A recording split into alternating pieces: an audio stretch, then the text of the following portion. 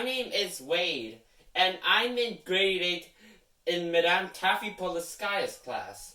I would like to showcase my awesome skill of public speaking.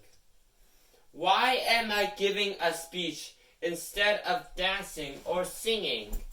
Because that's the only way I can talk without being told to be quiet.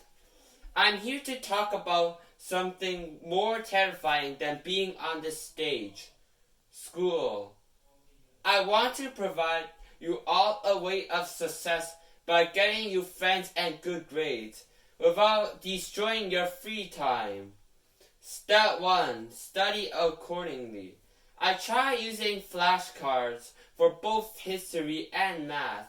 It turns out that math doesn't care about how many times you memorize the answer. It wants you to know how you got it. Rude. What's the difference between history, math, and English? In history, find every event you can note down, every event you discover, and condense it into one enormous story. In math, do a ton of practice questions and understand the meaning behind them. Trust me, doing a lot of math questions can make them a real piece of cake. In English, carefully analyze the rubric to find out what your teacher wants, even if you don't like it. Thanks to this, I couldn't get a good grade on my debate for making it too funny. Step 2. Fight your weak spot. Here's a real study tip I learned from J Spark. Work on the stuff you're bad at. I know that sounds obvious, but somehow I always end up studying the things I'm already good at because it makes me feel smart. So, how do you figure out your weak spots?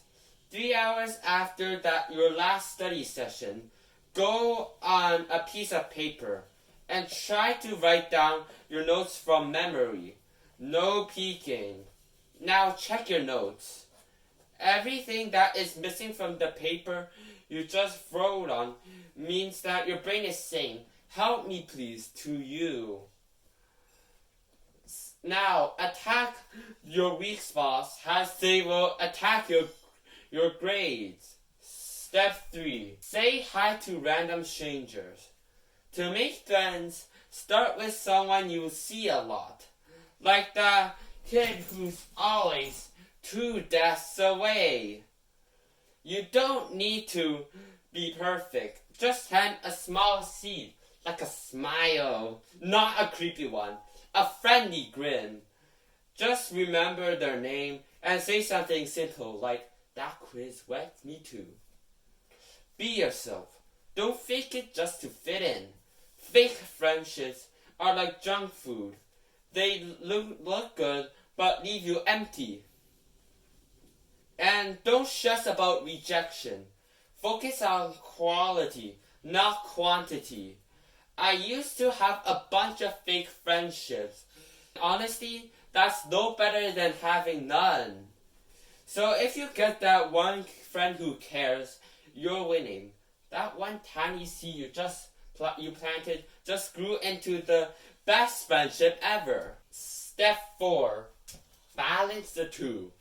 Turns out you can study with friends to balance your friendships and grades. With this, you can quiz each other and teach each other. If you are inventors, you can have side conversation, more talking than working, and only one person does the work. To avoid being an inventor, I recommend that you goof around for 5 minutes after 25 minutes of work. Keep in mind that you don't have to give up your free time to balance things. It's all about working smart, not working all the time. So, set a limit on your homework, like no more than half an hour or an hour and a half.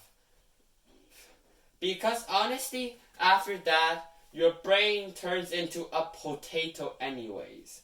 Once your time is up, shut the books, give yourself a break, and go do something before you're thinking about math problems in your sleep. Thank you all for listening to my speech. Hello.